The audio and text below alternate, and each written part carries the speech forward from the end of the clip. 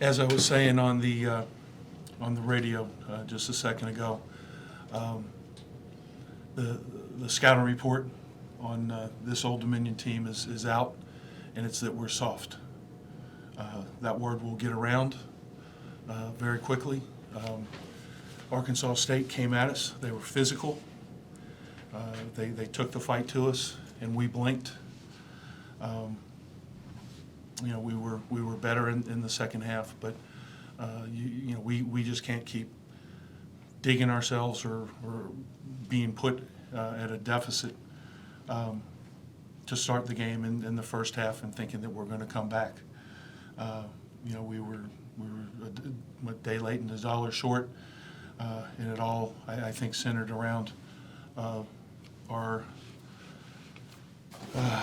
aversion to contact. I mean, they came at us, and we didn't respond in the right way, and that resulted in obviously in the lead at halftime. And some of the statistics, 5 for 27 from the field is pathetic. For us to have 18 offensive rebounds and only 9 points, second chance points, somebody needs to check themselves. It's not a right to get an offensive rebound and put up a bad shot. You got to be tougher, you got to be smarter, you got to be a better team player. If you get an offensive rebound, either put the ball in the basket or kick it back out to somebody who's got a better chance to win, or to put the ball in the basket.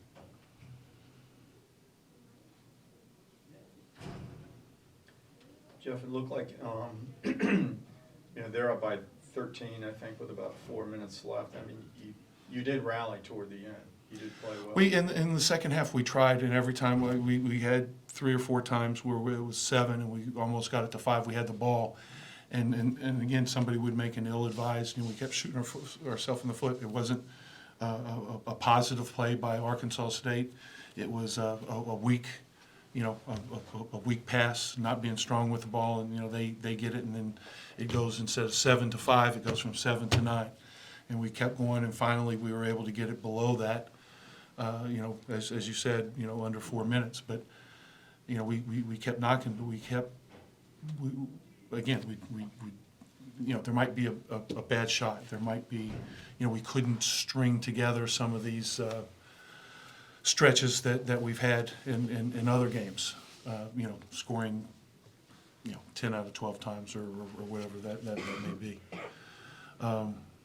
They did a good job, I think, of they made some clutch shots to keep us at bay during that middle part of the second half, when it looked like we were coming on, gaining a momentum, but we couldn't get over the hump, right? That 7 to 5. We couldn't get it below that in the middle part of the second half. I can remember number 11. I can't think of his name, but he hit a big 3. Number 16 hit a big 3 with Mackay challenging, and then Al Sheik throughout the course of the game. He didn't score a lot of points, but what he did was he was really strong, and whether it's an offensive rebound or whatever, he got it in there, and he was strong. He forced us to foul, and he made his free throws. Jeff, the assessment that you said that you believe that the scouting report is out and the team is soft, is this something you were afraid of heading into this game? Did you sense it in other practices or games or anything like that, or is this game kind of revealed? No, Arkansas State came in. They're a physical team. We kept talking about it. They were an elite offensive rebounding team, and again, Al Sheik just had his way with us in the paint. I'm not trying to create a controversy or anything. It's a fact. They were more physical than us, and we played the part. And we didn't want to have anything to do with it in the first half. What do you do moving forward to try and get them to turn the corner in something like this, after a game like this? The same thing that you always do. I mean, you gotta learn from this. We'll watch some of this. It's a quick turnaround for Saturday's game, so we can't be focused too much on this one. But we can't ignore it. We can't ignore what happened. So we'll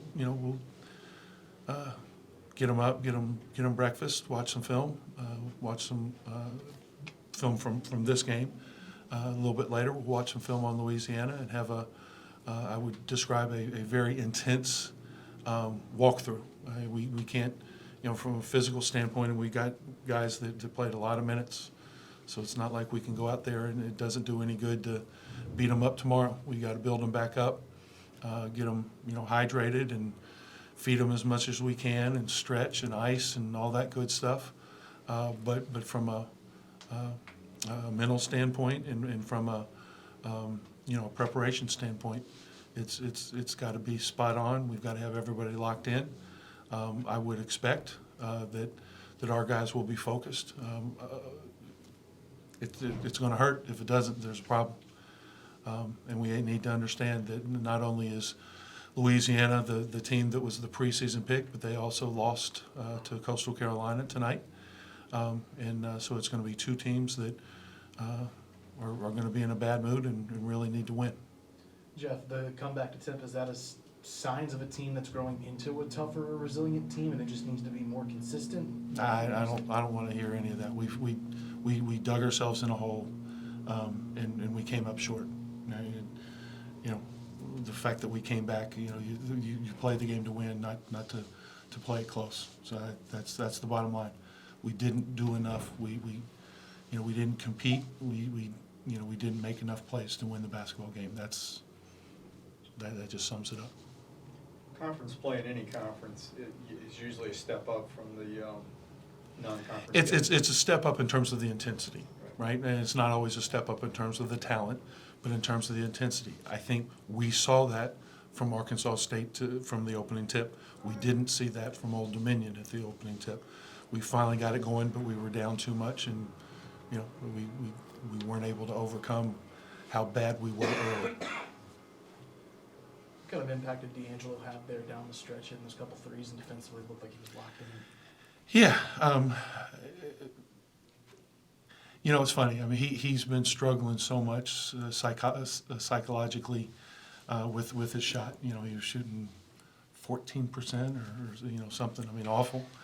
I mean, and the other on the 27th, I was joking with Emo out loud so that D'Angelo could hear, but D'Angelo made a couple shots, and I asked D'Lo I asked Emo, who's his roommate, if we thought that maybe the lid was off for him, and he's been banging some shots in practice and has come back kind of with renewed energy, and obviously he gave us a chance, with those 2 threes, and he did. He worked hard defensively. But that, we can always kind of count on him for that. But, on a team that really struggles to shoot at times, if a guy can come into the game and knock some down, that can go a long way. We need some other guys, and we can't keep playing Emo, 35, 36 minutes, and Tyreek, and then on the other hand, I got to get Chauncey more minutes. I don't know what we're going to do, but with these slow starts, it's the analytics make it really, really clear. We're better when Chauncey Jenkins is in the game. I don't know if that means we change the lineup. I don't know if that means that I just got to get him in the game really, really fast. But, we need him in the game in 24 minutes, and that's on me. Now, he did have fouls, and, so that affected his minutes a little as well. But I got to get him in there. He's too good. He's too important to this team, and we'll have to figure it out with other guys. But we're not going to go long stretches without Chauncey, sitting. What makes Louisiana the team that was predicted to win the league? They're veteran, number one, and they've got Jordan Brown, who's the player of the year. Big guy that initially went to Nevada. When Musselman left, I think he went to Arizona. I think. And, he's just a big-time player. He was a top 50 guy out of high school. He's a guy that, is their go-to. And, again, they're a veteran team. They've been together a while.